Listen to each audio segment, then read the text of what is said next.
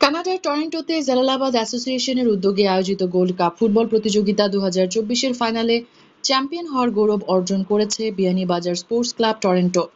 গত 15 সেপ্টেম্বর টরন্টোর বাংলাদেশে অধ্যুষিত এলাকা ডেনফোর্থে ডেন্টোনিয়া পার্কে নর্থ আমেরিকার 8টি দলের মাধ্যমে অনুষ্ঠিত এই টুর্নামেন্টের ফাইনাল খেলায় চ্যাম্পিয়ন হয় বিয়ানীবাজারের এই ক্লাবটি।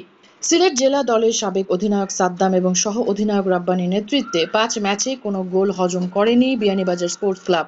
সর্বশেষ ফাইনালে অপরাজিত থেকে শক্তিশালী সোলজার্সকে পেনাল্টি শুটে 3-2 গোলে হারিয়ে চ্যাম্পিয়ন হয় ক্লাবটি। সাদ্দাম রাব্বানী নেতৃত্বাধীন বিয়ানীবাজার স্পোর্টস ক্লাবের হয়ে মাঠে ছিলেন ইকবাল, মুর্শেদ, আবু তালেব, শাকিল, রাফিউল, তাজিন, সামি, সরওয়ার ও মেহরাব। খেলা শেষে পুরস্কার বিতরণী অনুষ্ঠানে ম্যাচ সেরা পুরস্কার পান বিয়ানীবাজার স্পোর্টস ক্লাবের গোলকিপার সরওয়ার এবং টুর্নামেন্ট সেরার পুরস্কার পান একই দলের Shakil.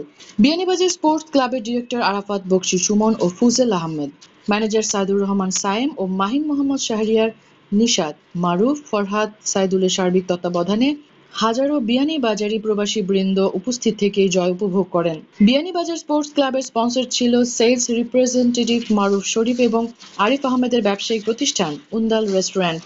Beanibazar sports club Toronto ফুটবলের ইতিহাসে প্রথমবারের মতো জয় এটি।